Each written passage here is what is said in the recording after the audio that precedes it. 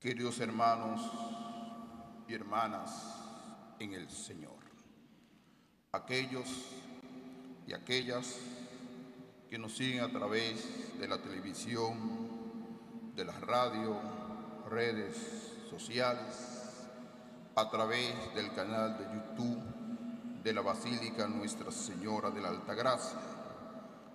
Desde esta basílica le enviamos un mensaje de fortaleza, de ánimo, dentro del marco de la preparación de la Navidad. Estamos ubicados en el segundo domingo del tiempo de Adviento. Hemos escuchado 3 lecturas. La primera del profeta Isaías, la segunda del apóstol San Pedro y el Evangelio de Marcos. El libro del profeta Isaías, como ustedes saben, este libro está dividido en 3 etapas. Existe el primer Isaías, el segundo Isaías y el tercer Isaías. Y cada parte de este libro tiene un lenguaje, una cultura diferente. Los estudiosos dicen que quizá fueron 3 autores divididos en época diferente. Pero ese tema lo ubicaremos en otra ocasión. Lo importante es que estamos ubicados en el segundo Isaías. ¿Qué nos presenta este profeta?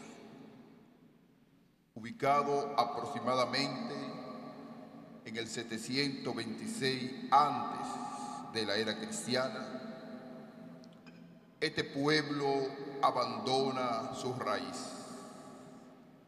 abandona su expresión religiosa, su cultura, para irse a otro pueblo, al pueblo de Babilonia, donde duró aproximadamente 50 años en el exilio, en el extranjero, entendiendo y comprendiendo y viviendo otra realidad cultural y religiosa. Pero Dios siempre acompaña a su pueblo. Dios nunca deja a su pueblo en la soledad, y más cuando se encuentra en situación de sufrimiento y de soledad. Por eso hoy el profeta Isaías, el gran profeta de este tiempo de la preparación de la Navidad, no tiene un grito de alegría, un grito festivo, como expresa el primer Isaías, sino un grito de consolación, de tristeza, frente a ese pueblo que está sumergido en el pecado, está sumergido lejos de su religión. Y en la primera parte del profeta Isaías, ¿qué dice? Consolad, consolad a mi pueblo, dice nuestro Dios. La palabra consolar significa animar, fortalecer. Y dice el profeta, hablar al corazón de Jerusalén, gritarle que se ha cumplido su servicio, está pagado su crimen. Así que Dios habla en el momento histórico que un pueblo lo necesita. Llegó el momento que ese pueblo vuelva su rostro hacia Dios, vuelva su mirada hacia Dios. Y comienza a mencionar el profeta. Una voz grita en el desierto. Entre Babilonia e Israel había una gran distancia y tenían que pasar muchas dificultades para regresar a su tierra. Y regresar era como un desierto, árido, seco, lleno de muchas limitaciones. Pero encima de ese desierto, de esa distancia, grita el profeta. En el desierto preparen un camino al Señor, allanen en la estepa lo que está alto que se abaje, lo que está torcido que se enderece. Yo comparo este grito del profeta como aquel ingeniero que comienza a construir una gran autopista y busca si es seguro y si es certero los lugares donde de un pueblo a otro se haga la distancia más corta, y prepara esa autopista, ese camino, para que el pueblo pueda regresar y pueda comunicarse con rapidez. Es el deseo del profeta, que ese pueblo vuelva su rostro hacia Dios, pero que no se la pongan tan difícil, que su regreso sea una frustración, que su regreso esté lleno de soledad, lleno de muchas dificultades. Porque cuando uno se convierte al Señor, los caminos del Señor no pueden ser los obstáculos, sino la gracia de conducirnos a la felicidad y a la alegría. Por eso, ¿qué indica hoy el profeta Isaías?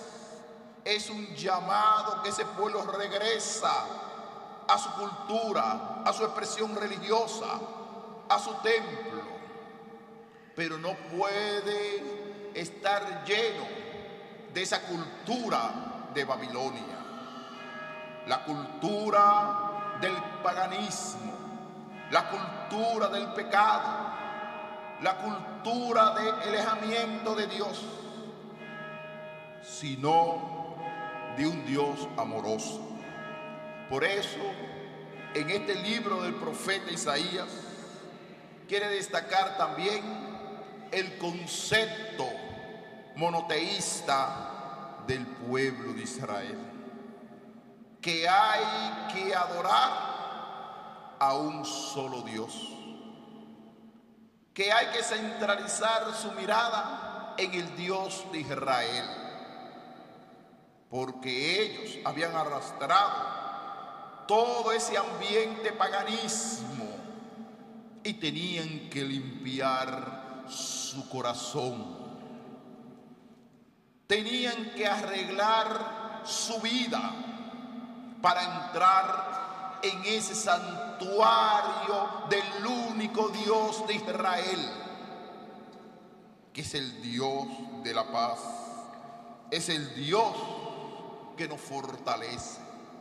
Aquellos dioses eran dioses falsos, eran dioses que no daban fortaleza, porque estaban fortalecidos por el paganismo.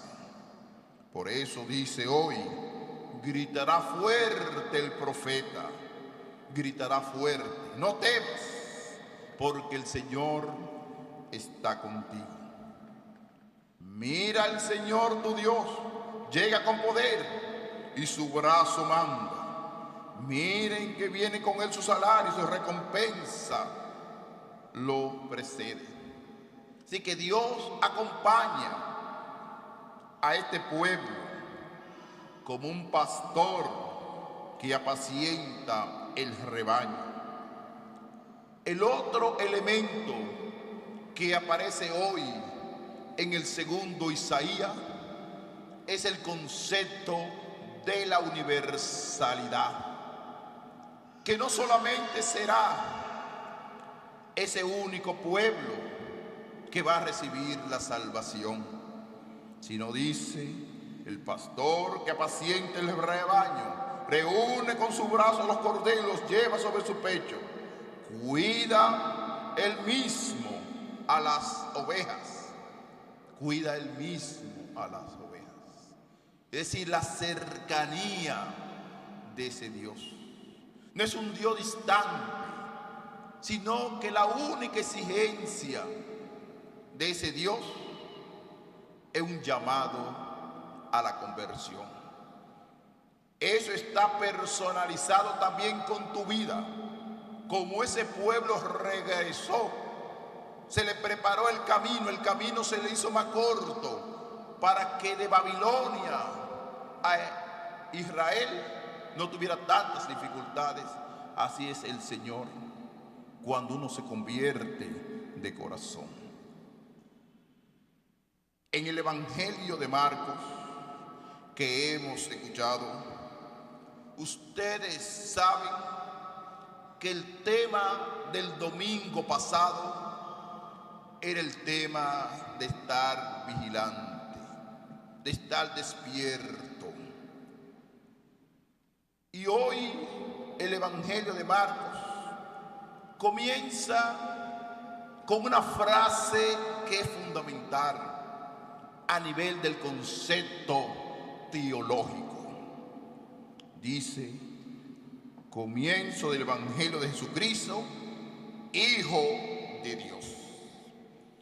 Esta palabra, Hijo de Dios, marca toda una trayectoria de mentalidad religiosa y cultural para el pueblo de Israel. Reconocer al Hijo de Dios es reconocer al Mesías, es reconocer al ungido, es reconocer al Rey que viene a visitar a su pueblo. Y aquí cita al profeta Isaías: yo envío a mi mensajero delante de ti, del cual preparará tu camino. Una voz grita en el desierto, preparen el camino del Señor, endurezcan sus senderos. Como el profeta Isaías, ubicado en el segundo Isaías, hizo un llamado también a preparar el camino, a preparar los senderos a ese pueblo que estaba esclavizado en Babilonia. También hoy, en la persona de Juan el Bautista, que es el segundo personaje fundamental en este tiempo de la preparación de la Navidad. Juan el Bautista, que predicaba, que anunciaba la conversión de corazón. Y es un tema antiguo, pero un tema totalmente actualizado en la humanidad de hoy, que el ser humano tiene que volver su rostro hacia Dios. ¿Qué produce cuando uno no vive una conversión seria en la vida? Produce caos, produce desorden, produce intranquilidad en la persona.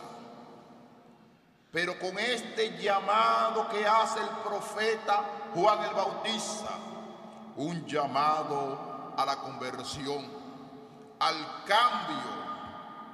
cambio de pensamiento, que es un cambio de mentalidad, cambio del corazón, cambio inclusive hasta de la misma fe, de ver que Jesucristo quiere caminar contigo.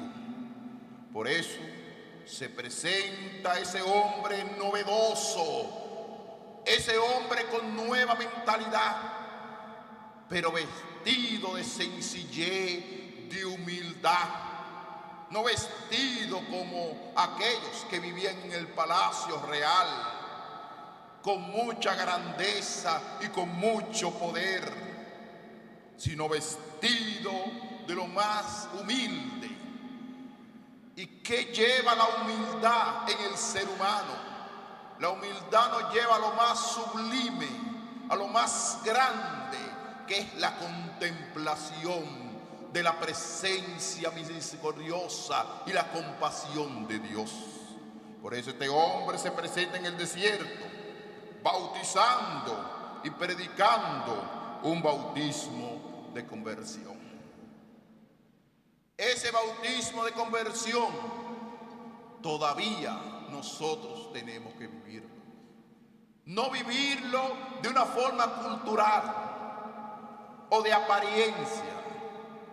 Por ejemplo, yo como obispo, yo no puedo vivir la conversión de apariencia. No puedo vivir la conversión solamente de palabra. No puedo vivir la conversión del rito. Tengo que vivir una conversión sincera, una conversión de corazón, porque si no lo hago así, me estoy engañando a mí mismo y estoy engañando a Dios. Y eso también se adapta a ustedes. Cuando se conviertan sinceramente, no solamente sea por un tiempo simultáneo, por algo limitado, sino que la conversión es renovarse constantemente en la sintonía y en la armonía de Dios. Este mandato hoy de Juan el Bautista, llamado a la conversión para perdonar los pecados, acudían a él de toda la región.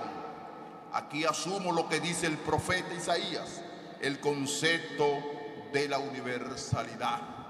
Acudían de todos los lugares porque este hombre era atractivo, llamaba la atención con su prédica. Pero hay un dato muy importante en el evangelio de hoy. Juan iba vestido de piel de camelo, con una correa de cuero en la cintura, y se alimentaba con lo que había en el monte, saltamontes y miel silvestre. Y proclamaba: ahí está la grandeza de este hombre, la categoría, lo sublime de este hombre.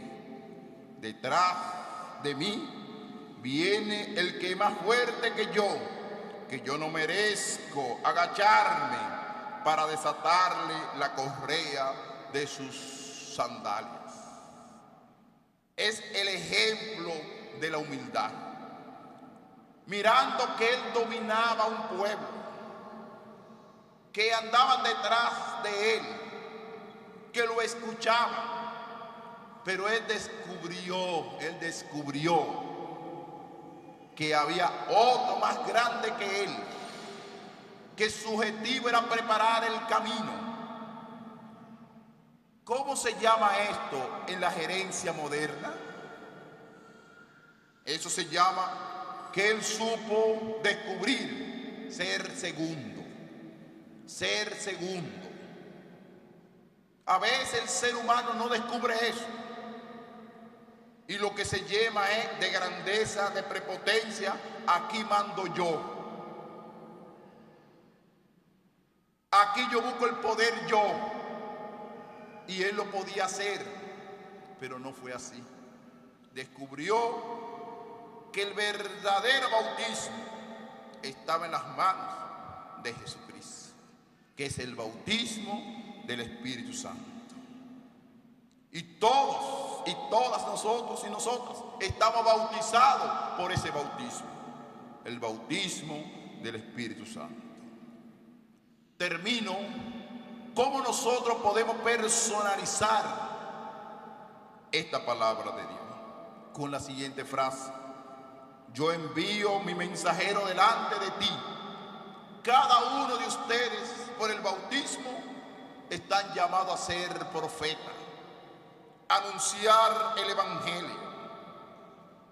Yo, como sacerdote, estoy llamado a ser profeta, a invitar a los fieles a preparar el camino. Pero también papá y mamá están llamados a ser profetas, indicando a su familia que debe preparar el camino, debe preparar los senderos de la vida. Los jóvenes también, los niños, son mensajeros de preparar el camino. Pero yo le he hablado de dos palabras: preparar el camino, un llamado a la conversión. Pero ¿cuál es el objetivo de preparar el camino? ¿Cuál es el propósito de la conversión? El único: prepararnos para el nacimiento del niño Jesús, que va a nacer en un pesebre, que va a nacer en una cuna. Pero ese pesebre y esa cuna estaba lleno de pureza, de grandeza de Dios. Ya está cerca, estamos en el segundo domingo de la preparación de la Navidad.